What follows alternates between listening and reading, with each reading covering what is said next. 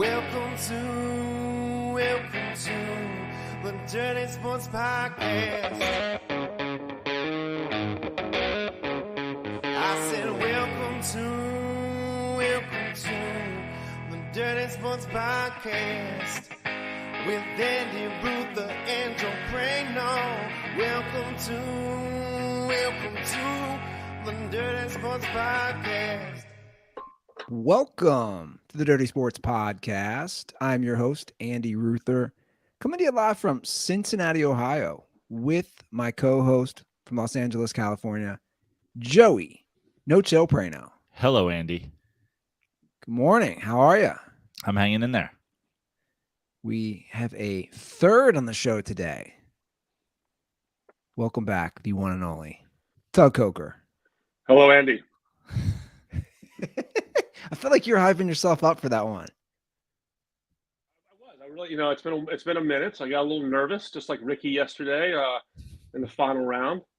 But like Ricky, he says he doesn't fear failure, and neither do I. I feel like the way we're all sitting in relation to our cameras, we look like a cell phone service. Like we just get slightly bigger as our faces get slightly bigger as we go across the screen. I don't know how you guys get so close. It's like, I have to work on that. Now you're doing Jim Carrey and Cable Guy. Yeah, exactly. The podcast listeners have no idea what we're talking about. But Joe, Andy, it's great to be back. I appreciate the look, as you say, in the golf world when you're invited onto a nice course. And Andy, I wished you a happy Father's Day yesterday. You said, like, let's talk some country club sports. Nobody knows it better. Oh, we lost him. I love that. Nobody knows better than immediate silence from Tug. That's great. Oh, there he is. He's back. I was gonna say, Tug. I talked about you last episode, 2 episodes ago, when we had tennis news of Djokovic breaking the record for Grand Slam wins, and I said we need to get Tug on the golf's coming to Los Angeles Country Club. We need the Tug Coker Country Club report.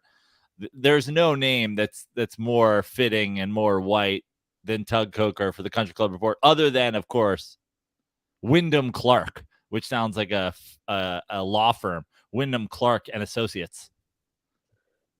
True. It's funny. I spent 3 days out there with my 7-year-old at Los Angeles Country Club. I love.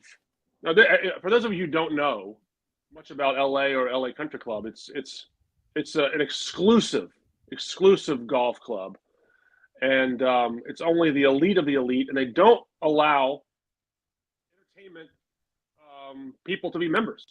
So there's no agents, there's no stars. Those people reside at Bel Air or Lakeside or even Riviera. So these are usually people in finance world, corporate real estate, old money, known as sort of a buttoned up club. I happen to fit right in, very buttoned up. I like it's one of the best pieces of property in the world. It's so beautiful. Anytime you have a chance to get out there, it's like you feel amazing, because it's just like what Los Angeles could look like with its sort of natural vegetation, great views of LA. Like if there was a world like they were saying, like St. Andrews, for instance, they open up that golf course to the public on Sundays, where you can bring your dogs out and get picnics. If this will never ever happen, obviously, but if that did happen, I mean, you'd be a part of like some of the greatest piece of land in LA, if not the country. It's amazing to be there. So now that was the reason to go. Because of your extensive IMDb page, you will never be a member at LA Country Club. But have you played there before? I have. I played there a few times. There's 2 courses. There's the North course is the championship course. The South course is known as the more member-friendly, fun. It's easier to play. It's like you can go low there. Not that you can't go low on the North if you're a great golfer, like we saw this weekend. Two of the lowest scores in major championship history this weekend was 62s. But yeah, it's just it's a great place to play. I mean, you understand why people want to get in there, because it's incredible. I mean, as a person, Joe, who's been at some elite courses recently, You can see how nice it is for the other half living sometimes. Now, you went out there. Where were you there? Wednesday, Thursday, Friday? I didn't go to any. I didn't go. So I was tipped off by some of my friends in the golf media world who said this is going to be a really tough venue to watch golf in person. Some of the sight lines are not great. It's not easy to get to a lot of locations, and that was true. I don't know if you went out there, Joe, but like I kind of told you on text. I said, if you can watch this on TV, I think you'll have a great time. If you wanted to go, just enjoy sort of being in the space. Maybe not so much to watch the golf because it was hard to watch. Monday, Tuesday, Wednesday was perfect. It was players out there, all the players you want to see. Saw Phil, saw Rory, everyone out there practicing. You could walk around freely. My 7-year-old for the first time, who just wanted to like see people. And like once he got an autograph, he got his first autograph. It happened to be from Scotty Scheffler, the #1 player in the world, who gave him a golf ball. And a total activation for Titleist. He basically walked up and said something like, the golf ball said Titleist 75. And he said, have you ever seen a 75 on a golf ball? And he walked away and gave my son the ball. But then a Titleist person came in and said, that's because Titleist has been the best ball on the PGA Tour for 75 years. Shut up. Wow. for real, that's what happened. It was so good. It was really Because good. you can get the title on the golf balls these days. You can get your number. Like a lot of the I know you can get your names and numbers. Tom Brady has the Titleist 12s he's walking around with. I saw during the match. So 75, and I was like, my birthday is July 5th. I was like, maybe that's a Joe Prano Titleist ball. No, 75 years of Titleist. It's kind of cool to watch. I've never done this before. I don't really get autographs, but my son was into it, and it was interesting to watch how people navigated the crowd. That was by far the most interesting thing to me. And like we try to get Rory's autograph on Wednesday, but Rory is closest thing to Tiger. Like it's impossible. He has like a police battalion escorting him through the holes. Brooks and DJ practice together. I thought that was basically the second biggest group. And so just kind of watching, and then you have people who are just there with no crowds, who are very good players. It's very elite, and then you have like really good players that you could easily walk up to and have a conversation with. Victor Hovland was one of those players, really good player.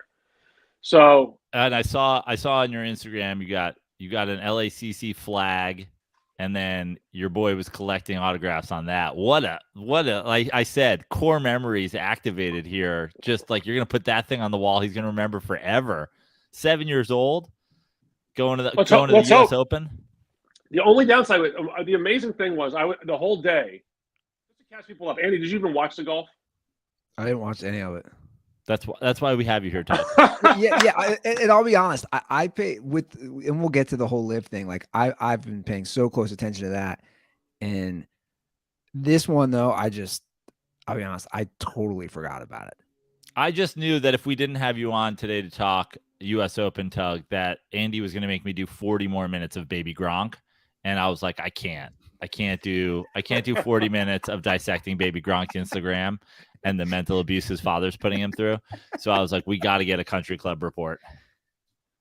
Here for the country club report. And so I'll break down my experience quickly, and then I'll go into what happened in the tournament this week. So the experience of being there live, I think, is really amazing, especially going there early in the week, like maybe Thursday, Friday when it's less crowded. It was just so much fun to walk the grounds, see how beautiful the course is. I think the course is amazing. Now, there's a lot of controversy on social media about the course being too easy, not set up in a U.S. Open fashion where like the greens are almost dying out. They're running on like 15 on the stemp meter, which is how they measure how fast the balls are putted. And so there's a lot of being like, this is not a U.S. Open test. But I think like having played this course, I think this course is hard. And these guys are just elite. These guys are just unbelievable at their craft. And they went low. And also, as you know, like June in LA, people think it's going to be hot and crispy, but it's not. Like, it's June gloom for most of the day. So that kind of kept the course from really showing its full potential. And there were glimpses of it on yesterday and on Saturday, but like Thursday, Friday, like when Ricky Fowler and no one person in the history of golf, it's like of major championship golf, which is over 100 years, one person ever, Brendan Grace, shot a 62 The lowest ever before that was like 63. One person in the history of golf has shot a 62 in a major, and then 2 people did it on LA Country Club on one day within like a 20-minute span on Thursday, which basically it did seem like with the June gloom that Fleetwood went low yesterday, 63, and it seemed like if you got out there early that it was different, and then as the sun came out and the greens firmed up, it was harder and harder for people to do that. So there is a little bit of excitement in the where those guys were able to go low because they were out there early in the week, and then obviously we saw what happened to Fowler. I mean, he went low early, and then when he's playing later in the day, he wasn't as strong. Yeah, and also like he just showed he tied the record for most birdies in a major championship in 3 days. When the other guy, Brendan Steele, had done it in 4 days, and so he was like. But they showed an amazing stat. He was first in birdies made and last in bogeys. So he made the most birdies and the most bogeys. And so you almost think like he's on a ticking clock. And when that happened, his putter just kind of let him down in some spots. I was rooting for Ricky, or just because I think I would like to. I didn't have. This is so selfish, but I didn't have. I got some great signatures. My son got some great signatures for himself. Dustin Johnson, Jordan Spieth, Victor Hovland, elite players. But we didn't get Rory, Wyndham, or Ricky Fowler to like sort of complete the flag. So, and in my head, I was like, who can we get? Who's the easiest to get post at Riviera next year to sort of complete the flag? And it was Wyndham. Then maybe Ricky, and then Rory. I think is like I don't know how you get Rory. I don't even know how you get him. So why do people want to talk to Rory? Rory, I just want to punch him in the face. Why is that? Because he's a cheddar dick. I look at him because there's nothing interesting about Rory in my opinion. 1 and 2, his whole when he was standing so hard for the PGA and all that. But I think Joe and I kind of agreed. Like, dude, you want to take a moral stance? Stop playing golf now. You can't play, man, with a merge because he took a moral stance. So like, I just think that like, yeah, but the moral stance was. We can talk about that, but like. That was the PGA sort of backstabbing him. I mean, he did take a moral stance, and now his bosses are like, "We just did the thing that you've been fighting." Like he didn't do anything wrong. No, I mean, my thing, and we've talked about this at length. I was like, golf. It's a weird sport to be in, to be taking moral stances at all about anything. Essentially, like we're in LA where. We're wasting water to make this fucking super elite. $250,000 just to join. You're not even good enough if you're a rich celebrity. We're all going to go play Augusta, where women started to play in 2007 and black people were allowed to play, I don't know, maybe next year. Like it's a tough sport to be like, I'm a freedom fighter or something like that. But then the thing, of course, was, he put himself out there for the PGA, and then, they stabbed him in the back, but he sort of took that in I don't know. I felt like he was pretty immature on how he handled that too. Like, well, now you just got to kind of eat a bowl full of shit, or just keep it chugging and be like, well, it is what it is. They kind of stabbed me in the back, but then he was avoiding the media, and he's all. I mean, listen, I'm not. I'm not necessarily like an anti-Rory guy, but. There's certainly, to me, when you look around the guys, like there's nothing about him that makes me want to root for him. Like he doesn't seem interesting or fun, other than, of course, like he was, deemed the guy after Tiger. And so then, as we've seen in the thing, like the machine gets behind you, and now everybody goes like, we want Rory, right? There's a lot of parallels to Rory. I mean, Rory and Tiger are close. I mean, the way Tiger went on TV shows like 2 years old. And shows his innate prowess as a golfer. I mean, we've been following Tiger, since he was a child. Rory's the same way. He went on some shows in Ireland as a kid. Was a generational talent, or anointed a generational talent at an early age, and he won really, really young. I think the compelling thing for Rory is, maybe not, Andy, is a couple of years younger than me, but I think a couple of years below that, like mid 30s, people look up to Tiger, but Rory is sort of that guy. for that generation, and so I think people do ride for Rory who are that age. And the compelling thing for Rory, I think, is one, his power, his unbelievable driving skill. Is one of the best drivers of the golf ball of all time. He's not big, but the thing is now I think is compelling, which I always find interesting, is when you make it to the top and then you don't win for a while and you get back to the top. It's really hard to do that. Now it's almost been 10 years since he won a major. So I think that the reason to sort of his corner again is to see if he can actually get back to the top. And he's been close. I mean, he was second at the Open Championship last year, second, yesterday. Well, he's knocking at the to door. quote someone, if you're not first, you're last, right? And isn't to quote a wise man, right? I don't know who was that. Yeah, who was that wise man? Really, that went right over your guys' head? Talladega Nights? Oh yeah, well, I've never actually seen it. Well, hold on. Wait a second. I've never seen it either. Bullshit. Let's go, Joe.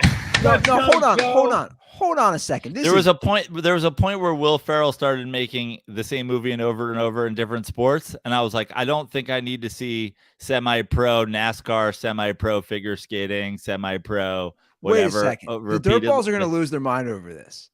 Neither of you have seen Talladega Nights. I've seen clips. I've certainly seen the clip where he pisses victory or whatever a million times. Hey, by the way, your mic or your headphones, they're cutting in and out. So I don't know what would be the fix there, Prano. Like, turn them off. Well, I don't know, like your voice will fade in and out. Just as a heads up. So, Tug's. Are you going au natural? Now we have a reverb. Okay, I shouldn't have done this. You back? Can you hear me? Yeah. Maybe you have to get closer. Maybe we get to see that pretty face of yours, Tug. Oh man. So yeah. Anyway, this is all to say. I will put Talladega Nights on my list now, but but I sort of agree with Joe. And I did see Blades of Steel or Blades of Glory, but I didn't see Talladega Nights. No, it's fine. It's fine. I was a little surprised, and I'm putting out a line out there and just swinging a miss, kind of like. I mean, for like once, Rory the last 10 years. Ruther makes the movie reference, and I miss it. Like that's what I'm saying. It's normally the opposite. What a nice change of events. It's normally the opposite. So anyway, back to the U.S. Open. So. Well, I want to talk because Tug, you said, social media was sort of all over it. And a lot of people said, oh, it's too easy. And everybody's going so low. Now, as I watched throughout the weekend, I mean, I think Ricky was he 10 under? I mean, what's 62? It's a par 70, 8 under. Yep. So he was 8 under after day one. Yeah. So, and there was a lot of like, it kind of hovered right around there at like 8, 9, 10 under. But in the last 2 days, it didn't go to 15, 20, 25. So it seemed like people sort of jumped out of their pants to say it's too fucking easy. And then, there was a course correction, pun very much intended. But the other criticism that I saw, and this seemed a little bit more reasonable for a guy who doesn't watch a ton of golf, but has certainly watched, 24 major events in the course of my lifetime. Really sort of a quiet, dead, like you didn't see the huge crowds. I know the course doesn't really, suit that, but it didn't really feel that big and heavy of a moment.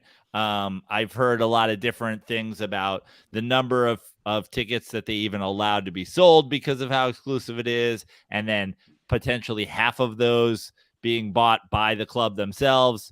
And then those guys not using them just to like either limit foot traffic or to make it seem more exclusive or whatever.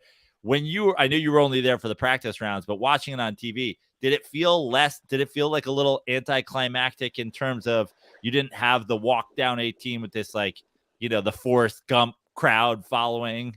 That sort of seemed weird to me.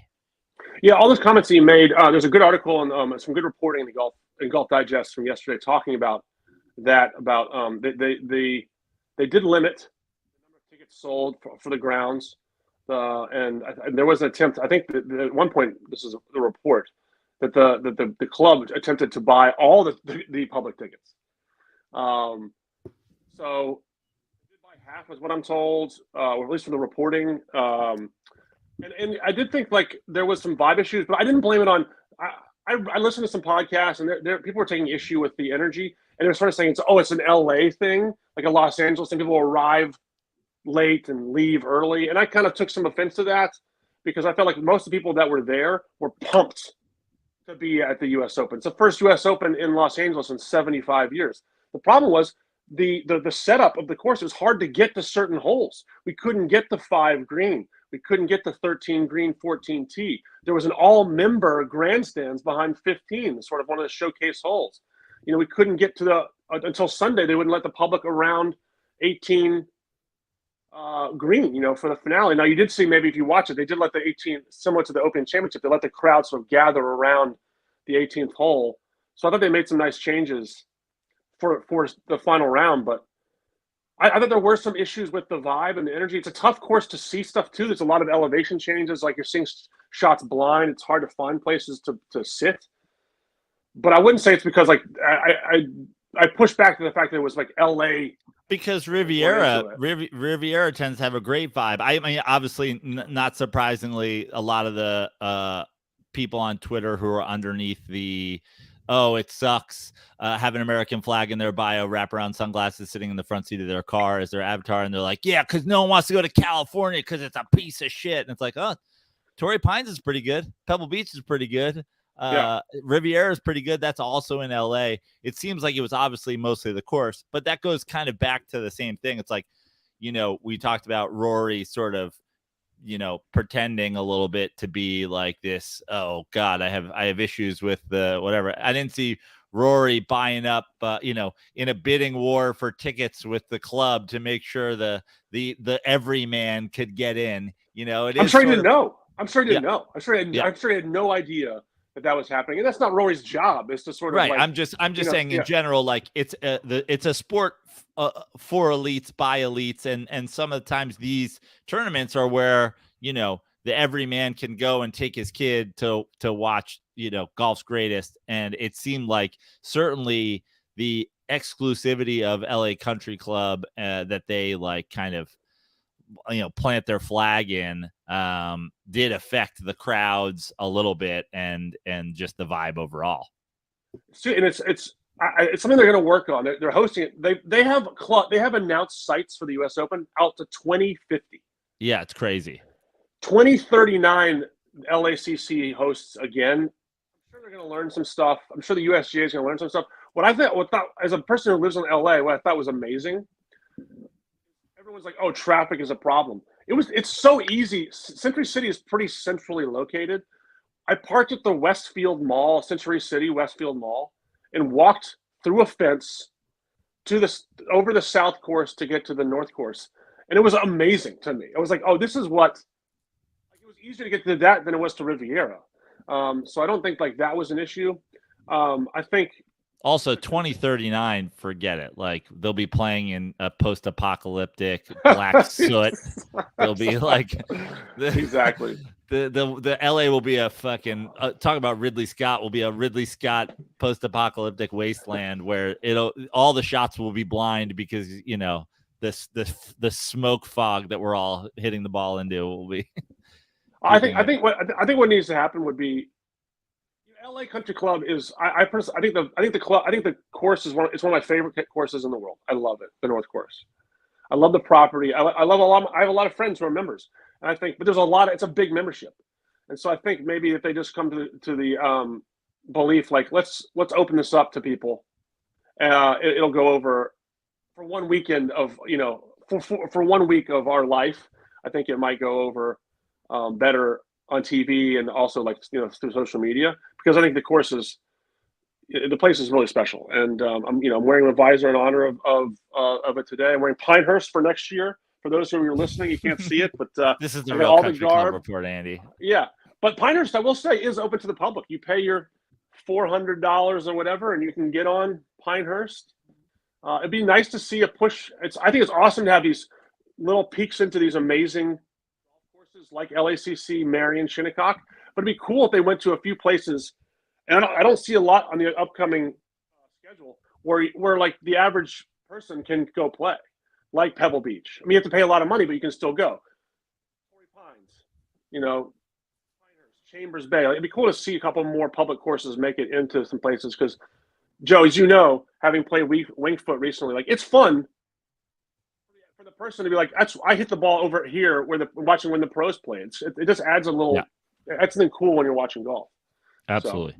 So we got to talk a little, and we referenced it earlier, a little live PGA, the whole it's just the golf world turned upside down. And I've definitely covered more golf since all this happened because, like, I love the upheaval.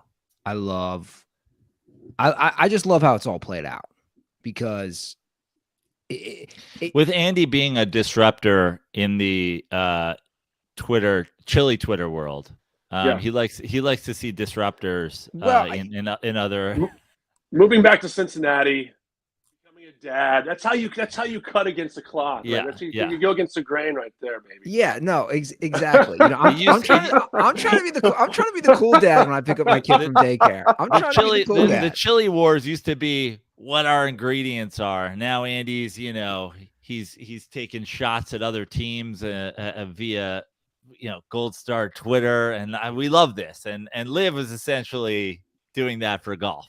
Just a disruptor. Well, yeah, just a disruptor, and it ultimately, right? Like I said this on our show, Phil Jackson vilified to the point people were saying that it was going to Phil Mickelson. Yeah, not Phil Jackson. I want to hear Phil Jackson's take on Liv. But like that, his legacy would be tarnished, and now I would almost argue he was the catalyst because he was the first big name to now ultimately transform the future of the PGA. Like you could almost argue it's not only is his legacy tarnished, it's reversed to almost say he did way more as far as, again, I'm not hopping into the whole moral things. That's a whole discussion.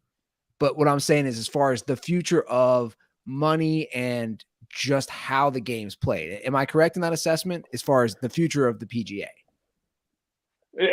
Listen, I want to say that, first and foremost, I've been watching this pretty closely. There is some podcasts out there that know way more than me. I think I've told you, Andy, before about some of my buddies over at No Laying Up. Check out for some in-depth conversation. Check out their podcast on No Laying Up because they talk about this and much more in depth than what I can do. But I will say this: when this merger happened, there's still a lot of things played out about whether this merger actually will happen because of the antitrust regulation. Sounds like nobody knew about it outside of the literal 4 or 5 people that negotiated the deal. Like players didn't know about it. Greg Norman, who's leading Liv, didn't know about it. So for me to say what's going to happen and how it upends golf, I can't really say what the result is going to look like. What I think is interesting about Phil is Phil is one of my so many people's one of their favorite players to watch, mine included. Has become there's a different shade of Phil since he made this move. Definitely more outspoken than he already was. But the thing I find interesting is he did all this, and he comes back to the PGA Tour, and now the guy he's sort of been vilifying is still his boss. So I don't know what the future of Phil is going to look like. I don't know if we see Phil much because now he's been sort of announcing Jay Monahan, but Jay Monahan's the head of Liv and PGA again. So although I think he did some stuff that may end up being like ultimately, I don't want to say good. He's definitely made some disruption and some change for golf. I don't know how much it's going to benefit Phil outside of him being extremely well paid. Yeah. So we'll see. What do you think as far as the future as an avid golf fan? Like, it's hard to say. Like, here's what. I'll just go for my feeling. Right. When I went to the golf course this week, and I think to a person, I was excited to see Dustin Johnson. I was excited to see Brooks. I was excited to see Sergio. And I was excited to see those players that had joined the Liv Tour. Now, did I watch Liv? No, because I found it very hard to find Liv. you know. CW. I know you've been on some CW shows. Listen, a show I created called Now We're Talking was on CW. That's exactly. But but also the time zones weren't like they're playing overseas. Like it wasn't built necessarily in a conducive manner for you to see stuff. But when I saw the person, I was excited to see those players. Patrick Reed, all these people. So I think the chance to get back to what we're looking at, where the majors, where the best are playing, at the same time, that's the best result for golf fans. So how do we get there? Well, what I'm interested is go ahead. So I guess my question is, because it seems like there's a lot of people, and again, I want to leave the like morality of it out of it, because I think a lot of people use that as their excuse when they didn't even really fucking believe in it themselves. They just like don't. There are some people who just don't like change, and they didn't want, suddenly, like you said, some of the great players in the world were on a different tour. So fuck them. They have bailed on us. But like, to me, I don't really have like a whole lot that's like in the leagues I follow. Like, I'm not really like a Major League Baseball stan or an NFL stan or an NBA stan. Like, I watch the NFL over the Arena League or over, the XFL, and I watch Major League Baseball over Korean baseball or whatever, because it's the best players in the world. And you're never going to get, the best players in the world to go. Now, if suddenly Aaron Rodgers and Patrick Mahomes and Justin Herbert were like, we're going to the XFL, I'd be like, wow, I'm going to fucking tune in that. Like, I'm not out here being like, I'm a ride or die, or like, you're a Roger Goodell fucking stan, or you're nothing to me. Like, the weird thing, I guess, is like the with the PGA, why other than like being able to say, I remember watching this event and this event and this event, and knowing this is the lowest anybody's ever gone at the US Open and whatever. Like, why was it that people were standing so hard for the PGA? Was it literally just, we don't want the PGA to be worse by losing some of its players? Because it really felt like, besides Phil, a lot of those guys were made into villains for leaving. Like, how dare you? And it's like, dude, this is like a fake nonprofit that actually profits billions of dollars. And again, there's like, the morality of it. It's a very slippery slope. I think it's hard to be like a very good-hearted billionaire. So it's like, there's nothing to me about the PGA that really feels like it's doing something great for the world, and that you could be vilified for leaving and saying like, well, now you've gone to some sort of dark side. Why were so many people so angry about people leaving? To me, it's a good question. I mean, I obviously I can't speak for America, but I feel like, again, I think people were just mad because golf is Andy doesn't even watch golf. Andy loves sports. Andy doesn't even watch golf. So what's the best way to get people to watch golf, to convert to golf? It's like, you got to have your best players playing in the same place. Like, you don't want to have Pat Mahomes playing. It's like the AFL and the NFL. It was AFL and the NFL, I guess, back in the 70s, right? Merged in like, 70. Yeah. Yeah, like, or the ABA, and we got to merge these. We got to, Dr. J's playing the ABA. We got to put the best together. So I feel like to actually do the opposite of that, even the USFL, when Herschel Walker and Steve Young, it's like the one product is better when the elite are playing together. So I think that's for the purists of golf fans. I think it's that. It's like, let's just see how we make our sport the most relevant that can be. The second thing I would say, I think, not to get too ensconced in like the morality thing, but like, I think it would have gone more seamlessly if more players would have just said, people are offering me money. Like, I'm getting a ton of money. You know what I mean? That's, like I find it funny as a person who created a show, a TV show about sports media and the satire of it. I was texting my partner, Tommy Dewey, the creator of the show, about having these people. Bryson DeChambeau went on CNN. He's a golfer, talking about the issues of Saudi Arabia. And I just find that, like, I found that sad and hilarious. Like, why are we putting a golfer this golfer is not equipped to answer these questions. Right. You know what I mean? And so why is he volunteering to do this? Yeah. And B, why, and so it's one of those things where I'm like, if But that people is a just good would've said, point. No, if I can hop in, that's a totally valid point on that side. I don't know why any of these guys didn't just say, "Hey, man, they're giving me $100 million." Like I don't know why they had to just not say that and skirt around it. It was the whole thing was bizarre on all sides. I'm like, what are we doing here, guys? Nobody's being just upfront about it. And there's a lot of conversation about the murder and dismemberment of a reporter. Yeah. James Khashoggi, I think his name is. I don't want to speak too much on it, but of course, a reporter is going to feel a brethren to another reporter is going to ask questions about that. And so I just felt like, man, this is a dicey situation for a player to want to get in a conversation about human rights. There's people who are much more thoughtful about that stuff, and if you just went like, and the reason I'll bring it back to golf is that the people like Dustin Johnson or Brooks, people who are thinking less about more issues and more morality and change and just making it more about money and kind of, there's now an opportunity for these Live Tour players to kind of get back into the PGA Tour, but they have to go through a board. I mean, that's the reports. They have to go through like a team saying, we will let you back in. And by all accounts, it's going to people who just sort of said, I'm doing this because I was poor growing up and I want to make a lot of money.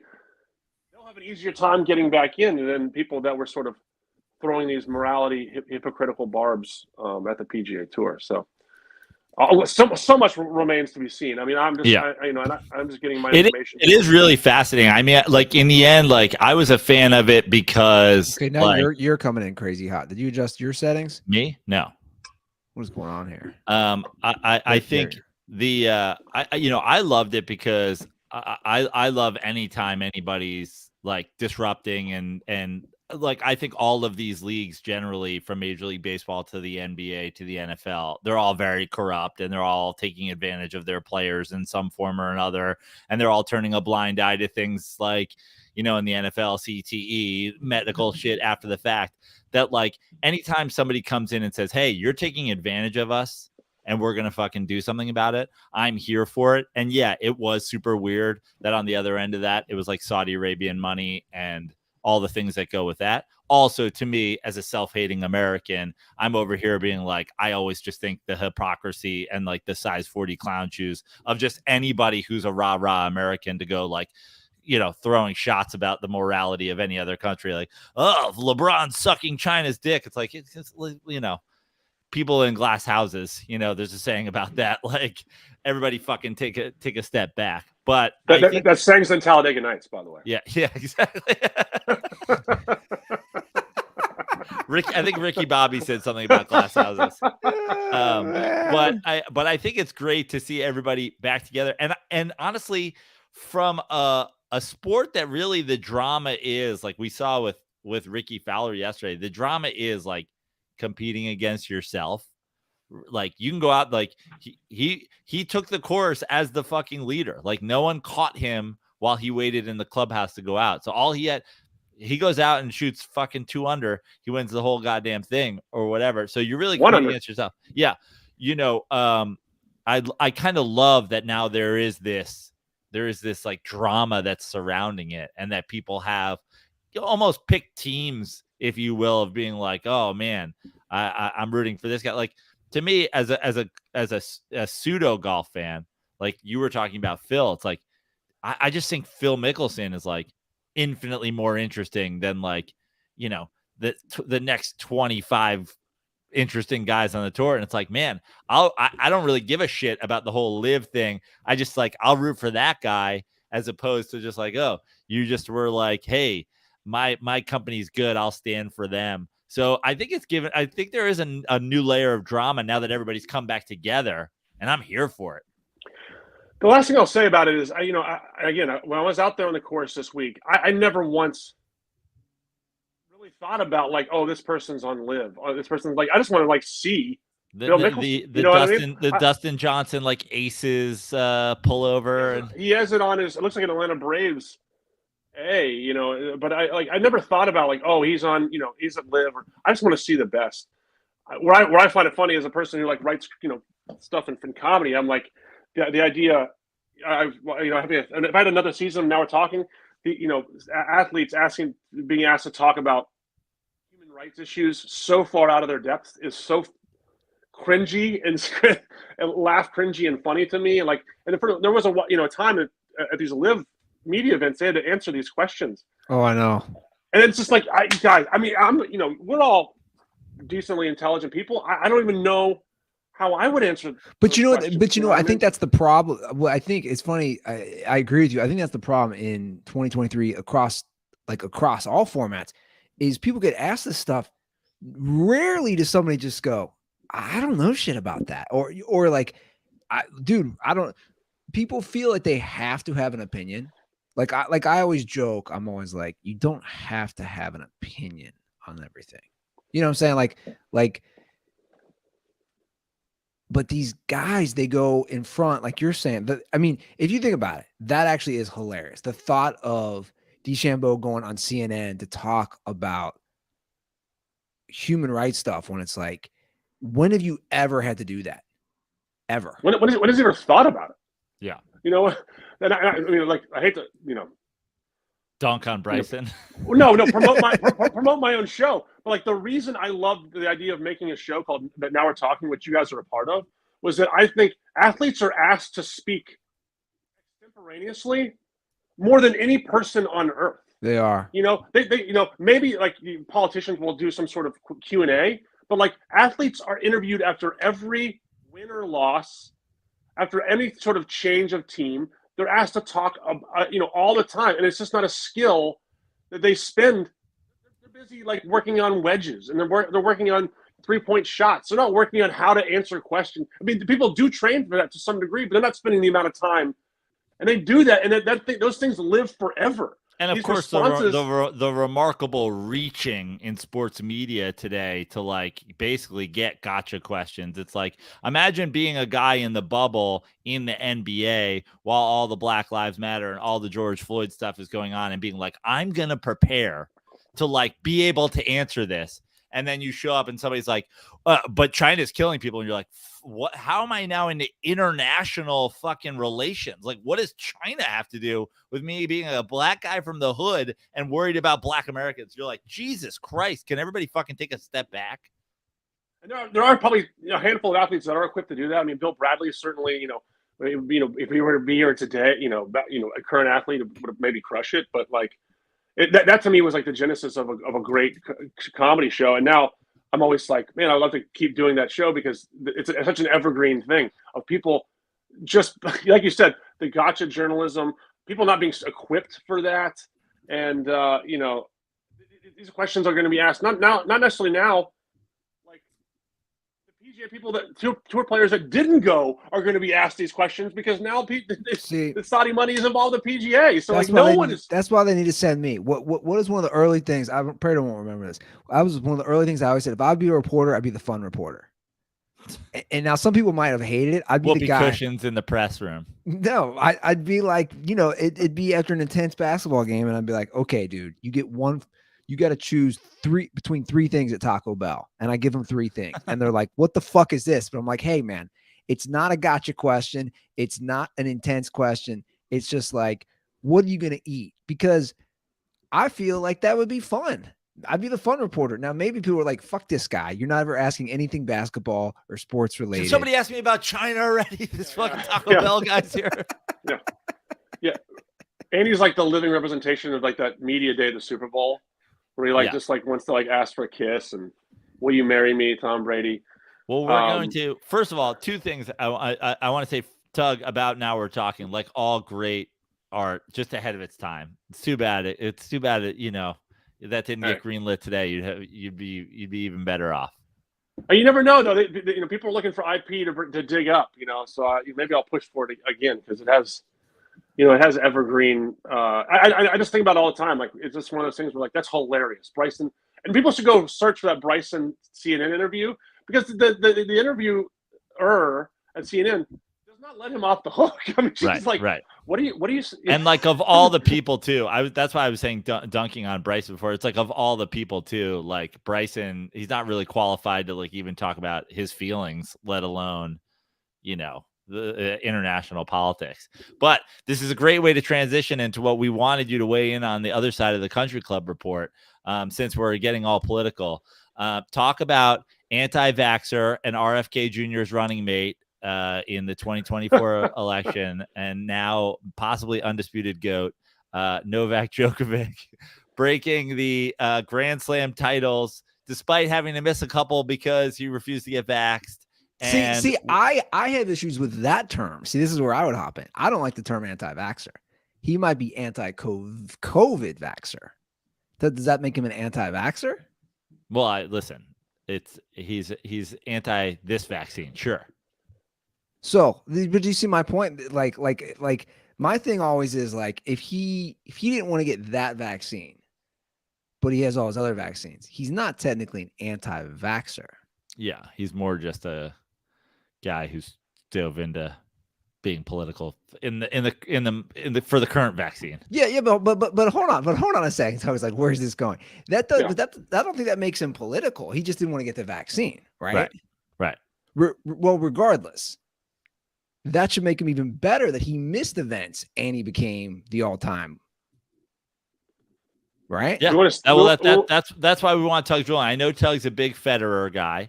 I have been saying this for the last couple of years because, only somewhat recently even like started paying attention since I went, I've gone to some US Opens in New York over the years, but then in going to the into the Indian Wells, it's like, oh, it's very interesting. And you hear this all the time. It's sort of something you haven't seen in sports before, where it was like, not two. It's not like LeBron and Jordan played at the same time, but there was three guys all competing pretty, a lot of crossover in their careers. Like a lot of people, different people arguing each one of the three, the greatest. But what I had always said is one guy is right there in terms of Grand Slam titles and has a winning record against the other two. Seems like he's the guy. Now, I know you're a big Federer guy, but does this most recent Grand Slam win mean anything for the legacy? Where do you stand on the GOAT conversation?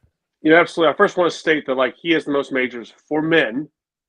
Right, correct. But I will say this. Tug, don't even get us started on trans athletes today. I want it listen. It's why I brought you here today. For people identifying as men, Tug. Jesus. Novak is the best. Novak is the GOAT. Wait, how's it? Hold on. I need some help. How's it pronounced? Novak. How did you write it? Yeah. Yeah. When Ruther texted it to us, he put he put all the letters of his first and last name together, picked 60% of them, and then mixed them up in some sort of word jumble. I spelled it NJ. Now, granted, I think I was feeding a baby at the time, so it was like in between burps. But I'm using excuses. I spelled it. So N, correct. First letter in his first name. NJAO. Second letter of his last name. NJAO. KAVIC. I don't know what I was thinking. I will sketch for tennis players. I basically called him. I called him Prano because I'm making fun of me to Djokovic. Yeah. But that's not how it's pronounced. I know. I've learned. I know you have some big Novak fans in the dirtball world. So congrats to everyone out there. Novak is the greatest. I mean, Federer gave him fits when they were both in their sort of. Novak is still probably on the back end of his prime. Obviously, Federer's retired, but I mean, Federer. One of the great things about golf and tennis, I think, is that it's only yourself, and it's about how do you dig yourself out. And like people are like, oh, golf's for dorks. Tennis is for elitists and other dorks. To me, those sports are both great because it's like it just tests your mental toughness. It tests your mettle. And I think like there's multiple semifinals and finals where Federer had Djokovic at match point or hit serving out the match, and he lost both those matches. Lost at the U.S. Open, lost at Wimbledon. Novak is not only probably the best player, the most mentally tough player. I used to think that was Rafael Nadal. But there's one person that was kryptonite for Nadal, and that was Novak.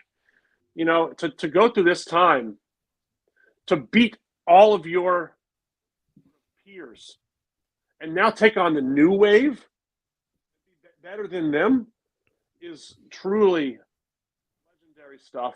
He's improved his game. I think part of the problem with Novak, in addition to being, you know, his COVID stance, was that he came in during a time when everyone loved Federer and everyone loved Nadal, and he was this sort of third wheel. He used to be known as a guy who did, when he was very young, do these impressions of people. He was sort of, you know, he is an outspoken person, but he was outspoken on the court and sort of, I don't want to use the word like, he was trying a little bit hard. And so people just kind of like turned off by him. I think, you know, and so some people have not ever gotten over that sort of energy of a young Novak. And he still kind of does his looks to the grandstand, and he eats the surface when he wins at Wimbledon, and he kind of does things that feel unnecessary, but like he's still aggressively Eastern European. I think that's fair. Yeah, I think that's a fair statement. But let me ask you this then. Can I cross over? Please. We're talking golf. We're talking tennis. If he has the most Grand Slams, which should naturally make him the GOAT, wouldn't that be the same argument for golf? The guy with the most majors. Are you talking about Jack? Yeah, I'm not. And again, you know more about this than me. I'm just talking Jack versus Tiger. I think most people feel like Jack. People who are knowledgeable about.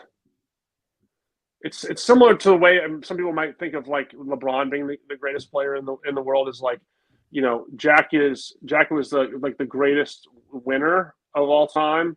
But Tiger was the most dominant. Like everyone understands Tiger's dominance as a player. I don't think, but I think people, it's kind of I go into my emotions about how I feel as a fan. Like I was rooting against Tom Brady, you know, for all those years, and then when he won it with the Buccaneers, I was like, this guy's just. I just give it to the guy. I stopped. I kind of stopped my animosity towards Tom Brady because I was like, he did it another way, and I feel that way with people like Novak, who's like, you know, I stopped actively rooting against him and just being like, you did it, man. You took everyone's energy. He broke you. Yeah, he broke me, and he pushed back, and he's you know, he won the French again. And he beat Alcaraz. You know, he made Alcaraz cramp out. Alcaraz is 20 years old. Wait! The place off of San Francisco. Who did he beat? No, there's a new Spanish sensation who won the U.S. Open last year. His last name is Alcaraz, and he won the U.S. Open. He was like a dominant. He's supposed to be the new Nadal on clay, and Novak was an underdog. He was like an underdog in Vegas. And he just made this guy work, and the guy cramped out, and he ended up basically like finishing the match hobbled. And so I have to ask, and I know you don't want to go down this, but I have to. You're saying Brady broke you, Novak broke you. LeBron hasn't broken you. That you're still not yet. You're still Jordan. I am. Okay. I just find that interesting. And part of that, and I think LeBron is like. I have nothing bad to say against LeBron, but for me, it's like I fall into aesthetics, right? Like to me, it's like I've made this argument to Joe before. I just like watching Jordan Michael play. You know, that's my feeling. I mean, I think LeBron obviously the best again scorer. of all the arguments I've heard, especially from Tug, I was like, wow, this one, like to me, the get the ball on the elbow, you know. Lean back into a guy for 8 seconds, hit a follow-away jumper, fucking give me the fist bump. Far less aesthetically pleasing than a guy who's sharing the basketball all over the fucking world. But listen, we all you know, like I say, music is taste. You know, music has taste, exactly. And I think like I For Federer, I don't acknowledge Federer to be the greatest player of all time, but I would rather watch Federer play than Novak. And some people might feel while I'm not a Tiger Woods stan by any means, like to me, I would be like, well, Tiger's got to be the best because he's doing it like in color television when the players are bigger, faster, stronger. Shit that happened in the fucking medieval times means less to me. Bill Russell's 11 titles mean nothing to me. Playing with Persimmon Woods, like cool records, I don't give a shit. That's also why I, lean LeBron James. He's doing it against aliens. No, I mean that's fair. I mean, like I said, LeBron is awesome. But I got to choose. I would go where the heart goes. What did Ricky Bobby say? The heart goes where the heart wants to go. I'm never gonna live this one down, am I? Like seriously, the one time, this is no lie, the first time ever, I would argue ever in the show that I tossed that movie quote that Brando didn't know, let alone the actor, our resident actor, Tug Coker. Like, I'm just shocked. I'm gonna watch it this week just because I want to Here's the thing, guys. I don't want to waste your time, to be honest. It's one of those. Let's just go on a time warp. This comes out when I'm in college. So let's take the frat drunken just back and forth. This like, listen, you wore out this and MacGruber every other day. The like MacGruber's MacGruber's way later. Yeah, MacGruber's way later, and MacGruber, for the record, is still amazing. TV show is amazing. Look, I will be a MacGruber stan forever. Like Talladega Nights, I could watch with my brothers and laugh. But my point is, like, I went to the theater. Like, this is the Andy Ruther then. I paid money to sit in the theater to see Talladega Nights. Like, would I do that now? No. Now I'm like, hey, it's Coco Melon playing in the theater. I got to go see it because do you have an experience with Coco Melon, Tug? I have experienced Coco Melon. Can I ask you? Can I ask you something? Mm-hmm. Like, now that I have a kid and I've heard so much about Coco Melon, now I see what it does to like babies. Do you know, my brother and I had this in-depth conversation the other day. We're just watching my daughter just like mesmerized. How do they know? I figured maybe with your background, how do they know that a kid will just be drawn into that type of singing and that, like, it's fascinating to me. I'm like, whoever created this is brilliant. Like, how do they know that a baby, not like a young kid, a baby will just eat this shit up? Test audiences, Andy. They just put a bunch of babies in a room. I think there's that. I think you're just giving babies too much credit. I mean, I literally put on anything on the TV, and my kids, it's like the greatest thing they've ever seen. Like, it could be a Campbell's soup commercial with like Donovan McNabb and his mom, and be like, "This is the greatest thing I've ever watched in my life." So I'm gonna start playing her. Now we're talking. You should. We've the CW version was edited out some of the language, so it's good for kids. Hey, I don't the things I say in front of her. We're not at that stage yet. I don't know how you guys raised your three boys, but like I'm not at the stage of like, hey, I'm watching what I say yet. I definitely need to watch what I say more because my 7-year-old starts saying stuff and I'm like telling him not to. You can't say that, and then I immediately say that, especially when I'm driving. He's like, "Why does Dad use the F word so much when he's driving?" I'm like, "It's Los Angeles, baby. People just don't know how to drive in this town." Yeah. Now with him, like, was he geeked to go to the U.S. Open? We went 3 days. 3 days. So we're walking 10 miles a day. We did 20,000 steps. He probably does 40,000 because he's half as big as I am. You know what I mean? And he got a couple, we got some snacks and stuff. But yeah, I think he was just so pumped. We got some snacks. I hope so. We got some snacks. Like multiple churros. No, you don't know. You don't know Tug Coker on a golf course. This dude brings Ziploc bags with peanut butter and jelly. He's not. He was not going. He for sure packed. He was not going to the concession stand to feed this kid all day. I couldn't bring anything in. I 100% bought ice cream sandwich churros. Yeah, I had to. Wait, is that real, or is Prano just messing with me? No, because you know what I do. As I watch, first of all, we play a rancho, and we never know if the cart bar, the barn, whatever that you can get the drinks on 12 is ever open. So we never know. And second of all, like, I watch the pros eat like every 2 or 3 holes, and I was like, you know what? I need to started doing what the pros do. They whip out like a power bar or a banana, and I was like, so the problem is, as Joe knows. So you're packing PB&Js in your golf bag? Yeah, but the problem is the squirrels at Rancho. Yeah. The squirrels at This Rancho. is unbelievable. No. The squirrels have ripped open your bag. They will rip open your bag and take your snack. So you have to be very limited in what you bring. This is a new movie. This is like a Caddyshack. Oh, you have no, and I mean literally what is it, the fifth hole at Penmar? There are squirrels there that are, it's like Tom Cruise in Mission Impossible. They come down like I've seen. I don't get that reference. I haven't seen that movie. What is this? They've evolved. They now have thumbs. Like the Penmar squirrels have evolved. They know how to use like medieval tools. This is unbelievable. Joe's fork joking, open your back. but it is true. These squirrels in this West LA area have evolved. Like, we should be very scared of what these squirrels can do. It's That's why incredible. I said the 2039 U.S. Open at LACC is, we're just gonna be living in the world of the squirrels. It'll be like the silo. We'll be living underground, fear of the squirrels. But yeah, I mean, not to do a plug for a former sponsor, but I've noticed the minimal bag with its all magnetic pockets is pretty squirrel proof. There you go. Well, that is good There to you know. go. I mean, that's Squirrels have not figured out magnets yet. They have figured out zippers. That's incredible. You think zippers would be way harder, but But yeah, that's anyway, to put a button on that, the U.S. Open. Like, my kid was really excited to go. I guess I can turn this question to you all. Do you remember? My sister said the same thing. Like, there's something cool about going to a live sport. You watch it on TV, but like if you watch football in person, or you watch basketball in person, or you go to a Dodgers game as a kid, I think it makes it even more real. Like, I could play this sport. You watch it at a high level. So I think it was fun for him to see people that he actually saw on TV in real life, and like do the things that you think are just like a TV show be real.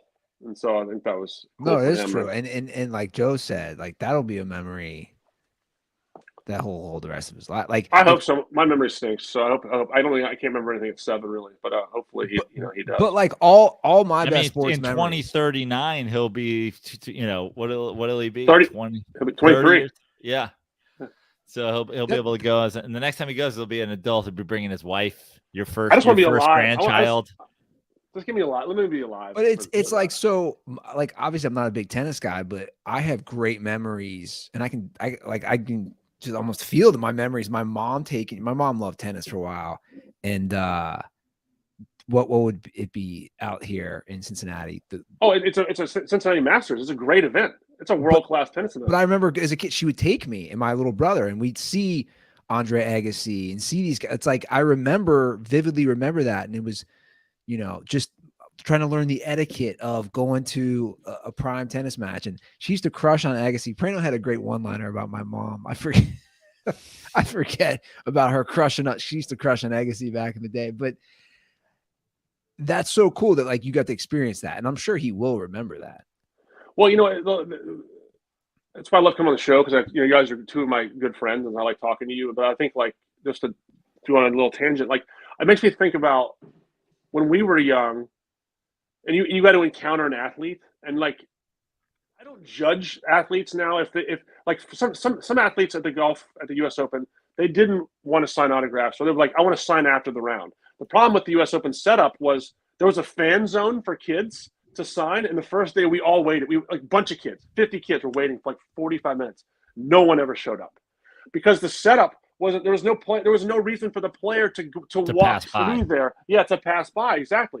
So all these players were like, we're going to sign after the round, but we started saying we can't get there. And some players would use that as a way to maybe like not sign, because they have their mental place on how they want to. They're working.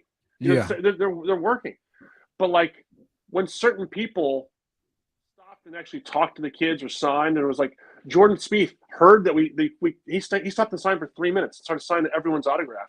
And it reminds me, I went to an Orioles game when I was young, and we waited. My dad and I waited outside for the players to come out, and 2 players came out: Rick Dempsey and Cal Ripken.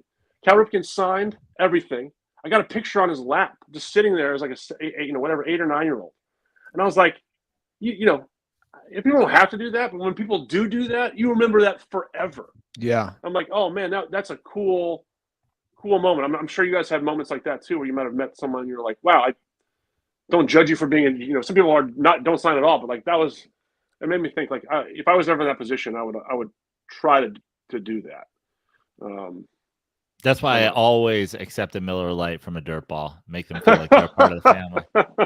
Hey man, I'd love to buy you a Miller Lite. We could absolutely do that. The one button I want to put on the Country Club report, because we've crisscrossed a lot of your kind of rooting interests.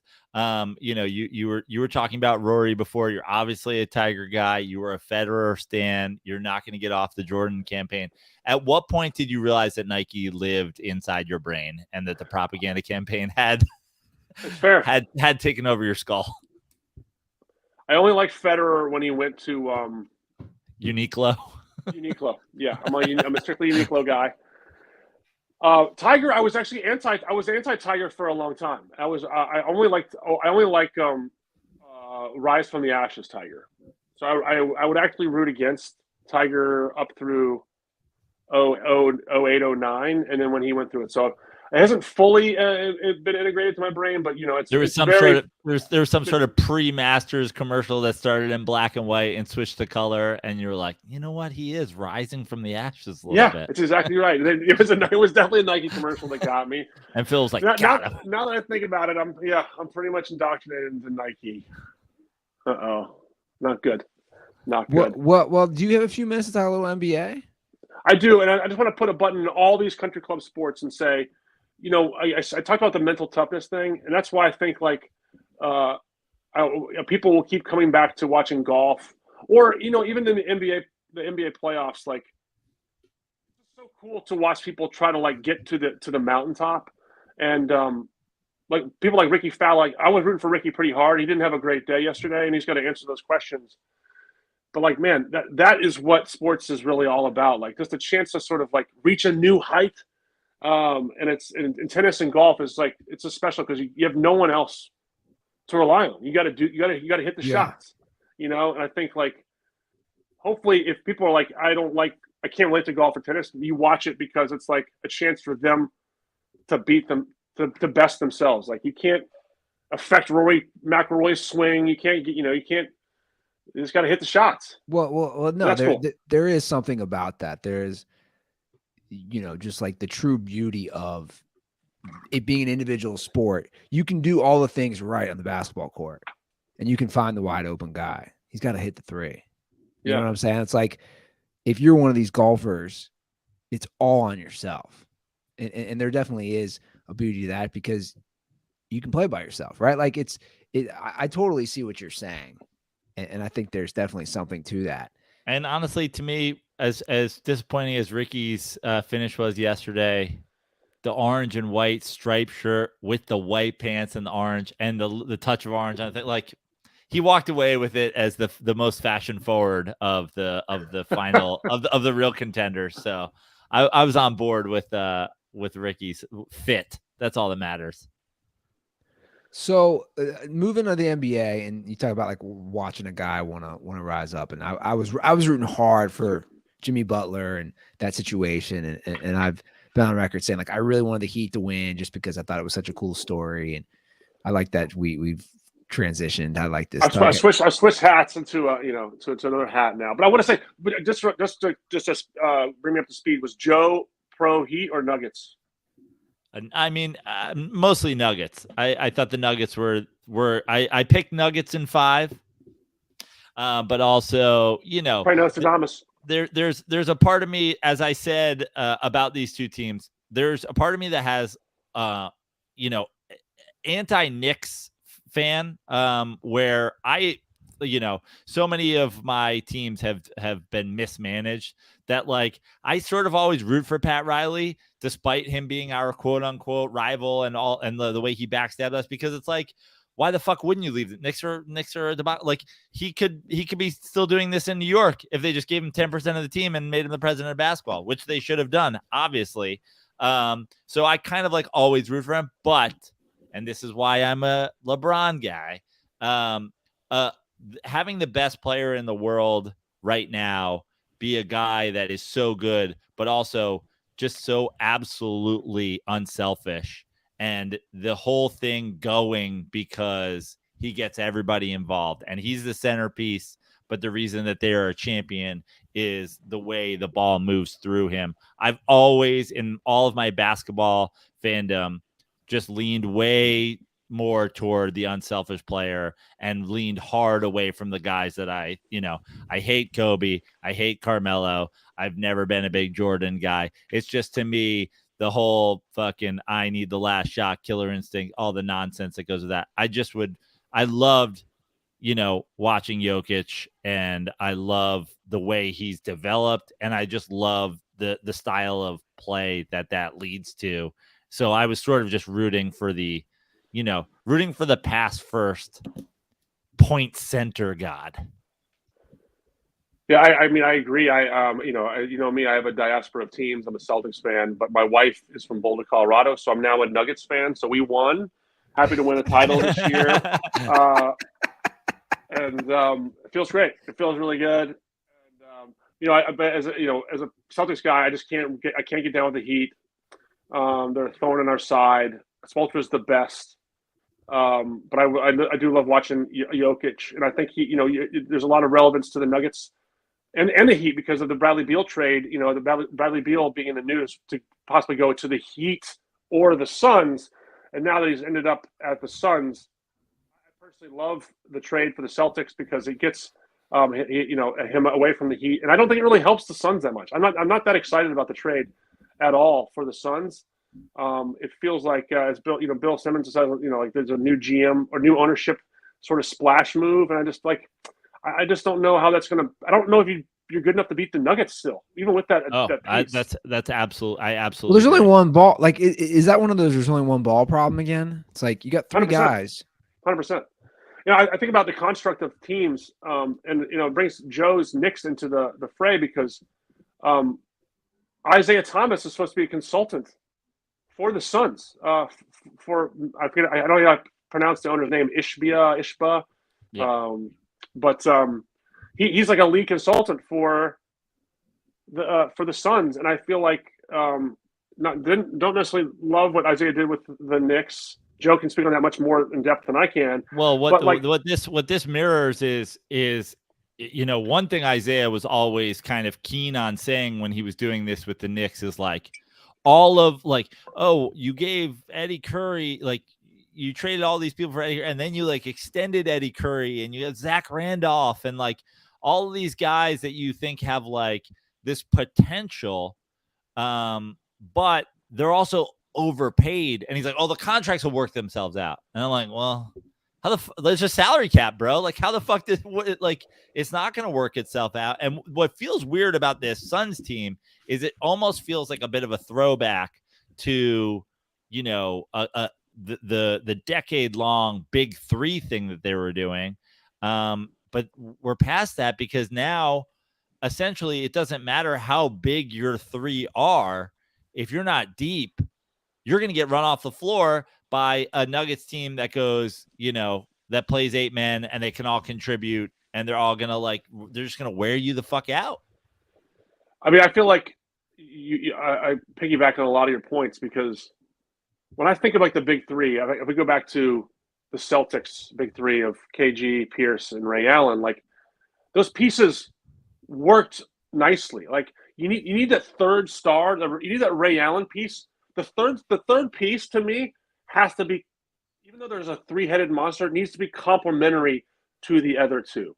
And LeBron fit that because with Bosh, LeBron, Wade, because LeBron, as you stated over and over, he's able to make the ball move. He can get people involved. You think of like the Steph, dynasty. You have Steph, Clay, Draymond, or Iguodala, but like those two pieces kind of know their roles. I'm not sure. Like I'd rather have like an Aaron Gordon. I mean, people will say Michael Porter Jr. is the third piece to the Nuggets, but I thought Aaron Gordon is the third piece. Oh, because, absolutely. He can. You needed an athletic guy that can play defense. Who's going to play defense for Durant? When you go back to that Celtics thing, what made that team great was each of those guys was the everything to their franchise, you know, in obviously KG in Minnesota, Paul Pierce in Boston, Ray Allen in, you know, Seattle/Milwaukee. But people treat Ray Allen now like he was just a three-point shooter. Ray Allen was a complete basketball player for a huge chunk of his career. But when he went to the Celtics, he became what essentially the modern basketball fan thinks of Ray Allen as being, which is like a catch and shoot 3-and-D kind of guy. Kevin Garnett, certainly the ball didn't go through Kevin Garnett in Boston nearly as much as it went through Kevin Garnett in Minnesota. He became all defense, all rebounding, but also he can get you that bucket. Paul Pierce kind of didn't change his role at all in being like, I'm going to be a scorer and kind of only a scorer. Like he didn't really have to do any of that other stuff anymore because you have these guys. And then, of course, you add Rondo into the mix, who was just like a straight up, like, unable to shoot the basketball facilitator. But now in Phoenix, they're all sort of score first. They're all sort of different shapes of Paul Pierce. You have 3 Paul Pierces in like, you have a stretched out Paul Pierce, and then you have Paul Pierce, and then you have like a Paul Pierce that can dribble a little bit. Well, you know, my thing is, like, you know, we all saw Booker be incredible in the playoffs, but like anytime you get the ball out of Booker's hands, I feel like the other team wins, right? Like you can't have, is Beal gonna, if you get the ball to Beal, I mean, we all think Beal's good, but do we really think Beal's great? I mean, Right. He hasn't been able to carry a team he hasn't been able to carry Wizards. a team to the 8 seed. Yeah, so I mean, so for me, it's like we don't know what's going to happen with Ayton. I mean, we're closer now with the salary cap is more real this year and next year than it has ever been before. To the point where, like, we're not affording. I don't know who you can afford, and if you have a choice of, like, if you're a ring chaser, do you go to the Suns, or do you want to go to, like, the Bucks, Celtics, easier path in the East, or with the Nuggets, who are like not really moving any pieces this year? So Right. I just don't know. Plus, to me, like, going to the West, like, the Lakers are going to be good. You know what I mean? If they're healthy, they're going to. There's no guarantee you get out of the West even with all that money. I don't quite see it. I think here's the way I think it makes sense for both teams involved. One is the Phoenix Suns are the only people that gave the Nuggets even a little bit of a test in the playoffs. And it really wasn't much of a test, but it's like, man, if that's the champs and we played them pretty close, like, we have to do something. It feels like this is maybe a move before, like, Ayton can't be on this team, right? Like, No. Ayton, it seems like Ayton is now moved for something that maybe helps the cap situation. But listen, if I'm almost giving them more credit than maybe they're due in thinking that they're going to make some savvy move with Ayton, when it doesn't really feel like Beal is a savvy move. Now, the way that it is savvy is, like, Chris Paul wasn't doing anything for this team, and you have 2 guys whose contracts were essentially unmovable unless they're traded for one of the 3 other guys in the league who also make $45 to $50 million over the next couple of years, and you aren't building a franchise around. So, you know, everybody's kind of like, oh, the Wizards got swindled. The Wizards got Bradley Beal off there. Like, he's off their books. They're just going to rebuild. I mean, that's the whole thing. Now, like, they didn't get, huge draft picks for it, but also I think that the sort of the draft pick thing to me right now is sort of like the NFL running back thing. Like, when somebody gives up 4 first rounders for Rudy Gobert, you can say, well, then I guess we should get 4 first rounders for Bradley Beal. Or you could, if you're some GM, you could go, yeah, but how's the fucking Rudy Gobert trade working out? Like, I don't want to be involved in a situation where I give up a bunch of first rounders for some guy that's not going to make me that much better. Like, how about a couple of fucking second rounders? They didn't even have any first rounds. Right. Give up. I mean, like, it's a weird trade in the sense that, like, you think, like, you expect the Wizards hopefully to get something out of this. That franchise just feels, as a person who grew up in that area, and, like, I'm trying to think of a time, maybe when Weber and Jawan had a thing going, that was like a fun team that had some relevance. But, man, they just sort of been lost in the abyss for so long. They're just not a team. I think their highlight was was Crittenden and Gilbert Arenas and the whole gun thing. Like that's seriously been the highlight of that franchise. Or when Jordan came back, even though I know I was going to say, I don't know why I think we should all I think every basketball fan should just embrace being a Michael Jordan fan and just pretend the Wizards don't exist. Like, let's just all pretend that it never happened, that the Wizards aren't a thing. Let's when we count off all the teams in the NBA, we don't even think about anything that happens for the basketball team in DC didn't really happen. I think that's a great way to just. This is Bradley Beal's rookie year. Let's see how he does as a rookie. I mean, this is probably, people have heard, and I include myself in this. I watched some Bradley Beal over the years. For a person who's talked about as a top 20, 25 player, I've barely watched any Bradley Beal. This is the first time that people are actually going to see, let's trade for every team at one point has been rumored to trade for Bradley Beal, has never watched him play.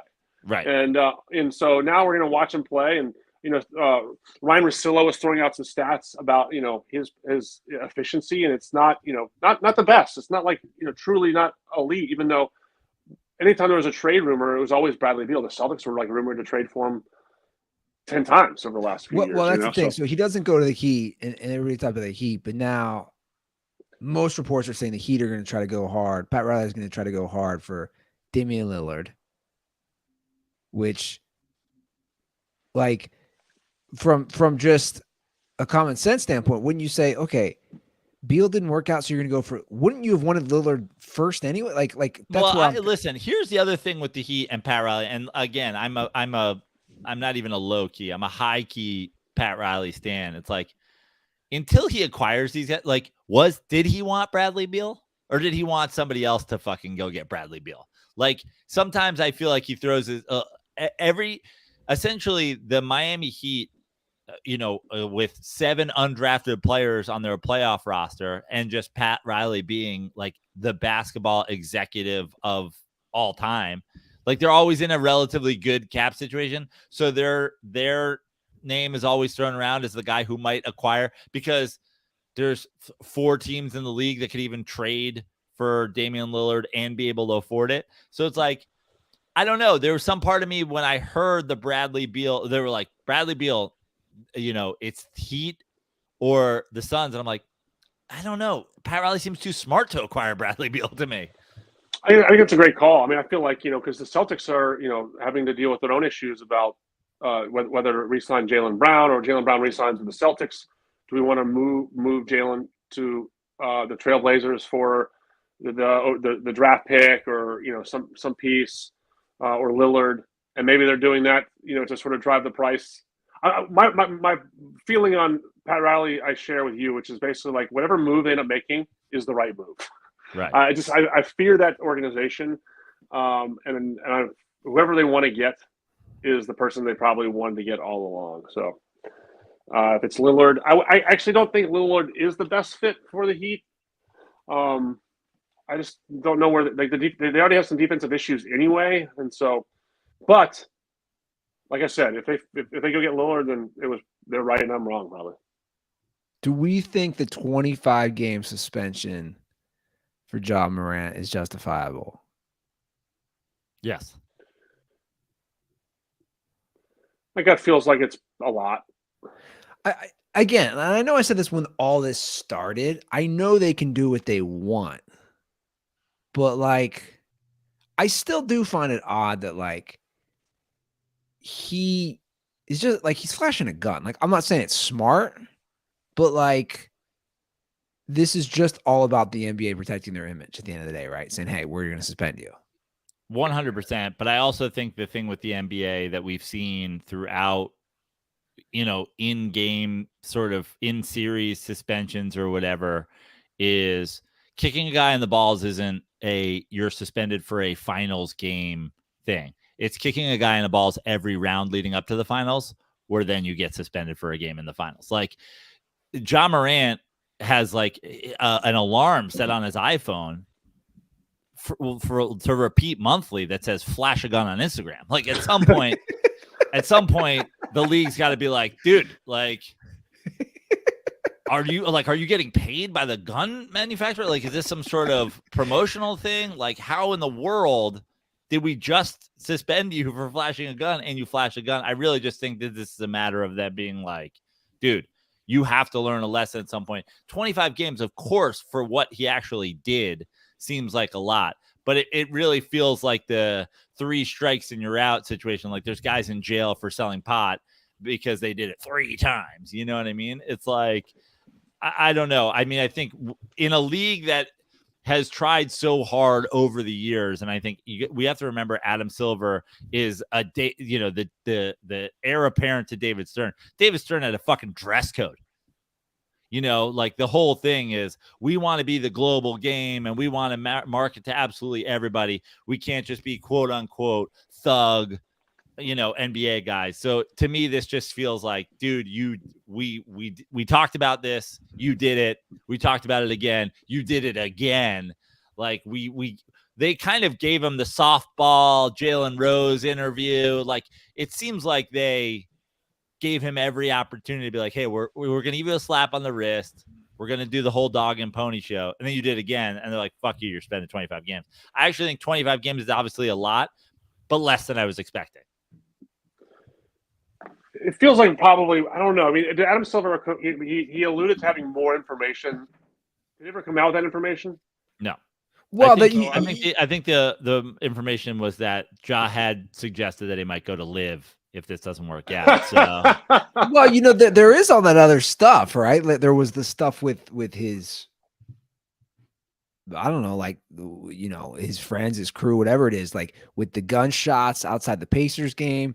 There was that thing where the kid got his ass kicked playing pickup ball with him. Remember? Well, there was Tug said there was reports that there was like even more that we didn't already know that was going to come out in this situation that was going to be a part of what the suspension number was. Gotcha. And then we didn't actually get any of that info. Not yet. So to kind of bring it back to what you said earlier in the show, this is what I think. And I actually didn't say this last episode. I wanted to. I want to have a battle with young Ja Morant's Instagram, which is still up there, against Baby Gronk. Because I think Baby Gronk would get his ass kicked because young Ja Morant's Instagram, which I am still obsessed with. It's my favorite Instagram account in the world. Still look at it, even though there's been no new updates. Is by far the best young athlete account. Sorry, Baby Gronk, like you're out. Young Ja, and shout out to Jay Sizzle, who is also just as obsessed with the young Ja Morant account. But like 25 games at the end of the day, like they can come back. I mean, there's 82 games a season. My point is like their season is salvageable with 25 games, right? Listen, definitely. I mean, I think it's definitely salvageable, especially because no one plays. Everyone's learning to not play for the regular season anymore. So they were the 2 seed this year. Yeah. So they just need to get it's in. Almost You know there's almost a little bit of it too, where it's like, you think back to the kind of Shaq days. Like if you are if you're truly a contender for the NBA title, then your team needs to be good enough where you play 500 basketball with your star on the bench. Or your star on suspension, and then he comes back and I mean, not to again take any shots at Michael Jordan, but like they lost 2 less games the first time he retired. It's like they were ready to be. They're like a good basketball team, and it's like you need your star to put you over the top. So like it's almost like for Memphis to be like we can win the title this year. It's like okay, be the 4 seed when Ja comes back. It almost might be better. Like he doesn't have the fucking wear on his tires, and you guys learn to do something without him, and then he comes back, and here we go. They should make the 25-game suspension the last 10 games of the regular season, and then the playoff. They should make the games matter the most to him. If he's really serious, like whatever. Let's hurt the organization. My AirPods just. Tug's. You know what I was thinking, Fernando? This whole Tug thing with this mic going in and out, like this is like a throwback Goldberg. Like I hate to do this to you, Tug, but like this has got shades of an early Goldberg appearance. Has it been that bad the whole time? Well, yeah, you've been off and on, and I'm just like, I don't know. There's only so much I can do.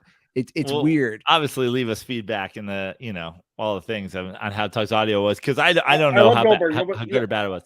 I just like I his can't tell either. videos. His videos also show you like it's almost like when people talk to a guy from like the International Space Station, like on the news, That's actually the best way to describe and you it. give him, you're like, well, listen, I mean, he is fucking broadcasting from space, but like on any news show, if the audio was that bad, they'd be like, the guest isn't working. But anytime some guy's coming from space, he's like janky, they're like, listen, he's in fucking space.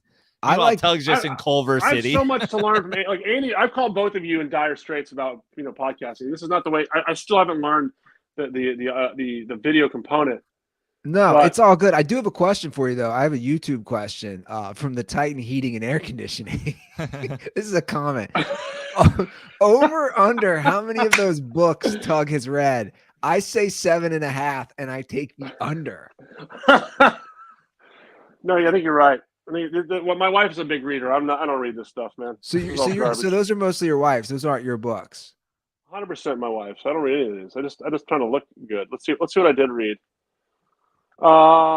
Dream Team. Of course. Dream Team by Jack McCallum.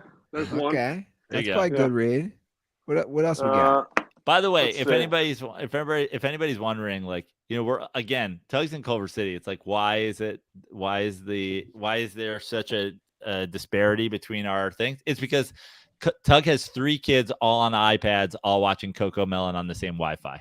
And he's just his Wi-Fi is just getting throttled by Coco Melon right now. Great book.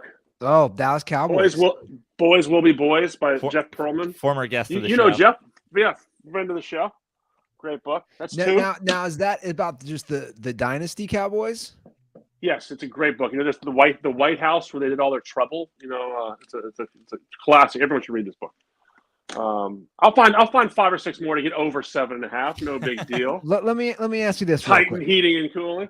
Let me ask you this real quick, and then we'll gotta go out. Speaking of Coco Melon, I got a child I have to pick up from daycare. Doug, this is the Andy Ruther 2.0 that you're meeting right now.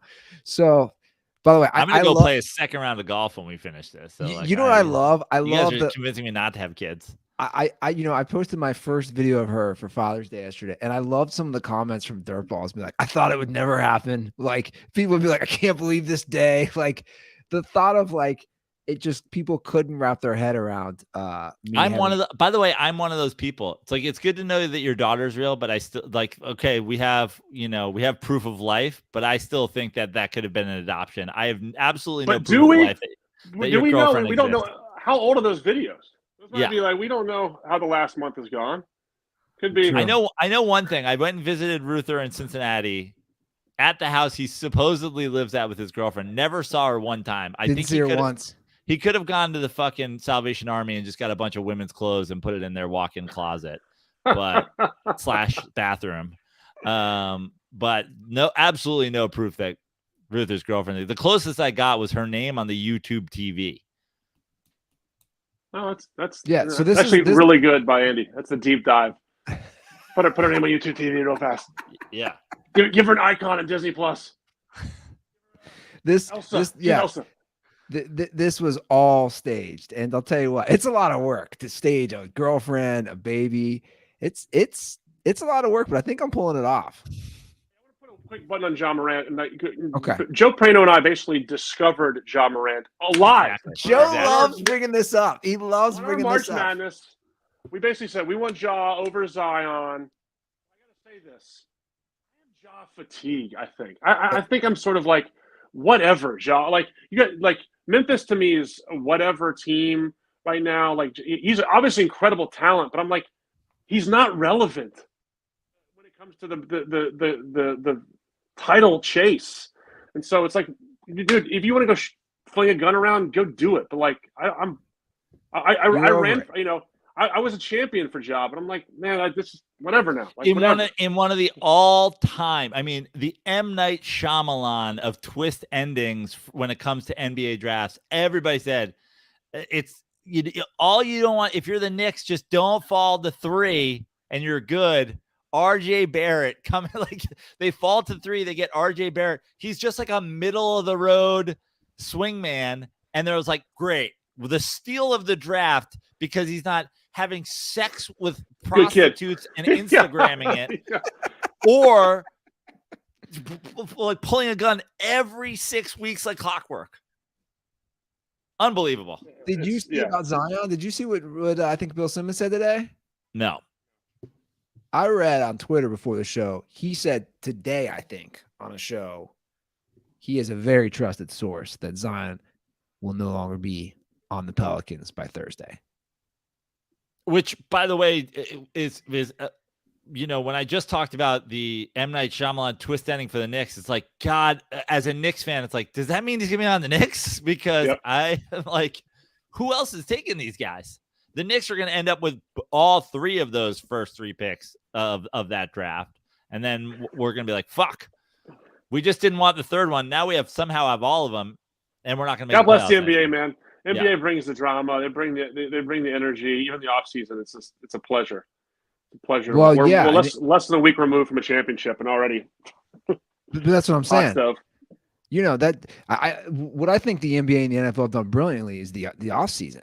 Like you can talk about it just as much during the season as where these guys go. Like, we haven't even talked about Draymond Green, but like, he's a prime example. He's played 11 years. I've always said, like, his career, where are you if you were drafted by Charlotte or New Orleans? It's like he's opting out, probably trying to get more money as he should, but it's like, where are you actually going to be as far as a productive player? Because he's a 9-7-7 career guy. Well, he's a perfect fit for some title chaser. I mean, just does all the right things just to do enough. Like, he'll probably, like you said, he'll probably go for the money, but he's one of those guys, like, if he's not on your team, you hate him, and if he's on your team, you're like, man, that's a perfect piece. I would take it. I want that guy. And it's a great example. I mean, you said he's in his 11th year, or he just played 11 years. Yeah. So he's a year. He's been in the league a year more than Bradley Beal, like Tug was talking about before. Imagine being a casual NBA fan. Imagine how many more Draymond Green minutes you've watched than Bradley Beal minutes. A guy who scored, I think, 30 points a game for multiple seasons. And you're like, I've watched a lot of this 9-7-7 guy. Like, you go on the internet. Me. I've watched way more Draymond Green. But I'm saying, you go on the internet, people are like, that 9-7-7 guy, he's going to the Hall of Fame. And I'm like, well, I want to know how many games on TNT Bradley Beal's ever been on in 11 years. I bet you it's a dozen or less. Yeah. I mean, that's crazy. Well, Joe, real quick before we wrap this up, I did, and who knows, I just put in Bradley Beal to look something up, and this is funny. New York Post headlines, so take it for what it's worth. New York Knicks were in heavy on Bradley Beal before Suns Wizards trade. Now, unfortunately, like, he fit. I mean, they needed to. I actually like him. I like him. He kind of fit the Knicks, but then of course you're like, well, fucking for the money. It's all about the thing is, it's all about the fucking money. But yeah, like I wouldn't have hated. I think it's a better fit for the Knicks than it is for the Suns. I mean, that's a great message for Andy thinks of the titles, but like the whole episode today, like every episode is money. I mean, talk about live, talk about. Buddy, I was already going to call US Open. I think it's just got to be called the Country Club Report. I mean, like, for the whole title, like. We did an hour on country clubs. Like this is groundbreaking for dirty sports. People were like, what? It's the summer before free agency. I mean, there's not a lot going on. I refuse to talk about Little League baseball. No, I'm all for it. I'm just saying the irony is we're doing the Country Club Report with you and then you're stuck with it's the Country Club Report. Aesthetically, it's the Country Club Report, but audio wise, it's the Goldberg Report. it's like, I can't hear you guys. Where are we going? It reminds me of Goldberg's first ever appearance. It's the Country Club Report because LACC does not allow Wi-Fi enabled devices. Everything there is analog. And I'm in the clubhouse right now. Since Tug's coming from the locker room, he's doing this on a dial-up. Well, Tug, it's always a pleasure. Drop us some plugs before we get out of here. Find me at Tug Coker on Instagram. You got to follow me. It's a great follow. Incredibly funny. A lot of kids videos.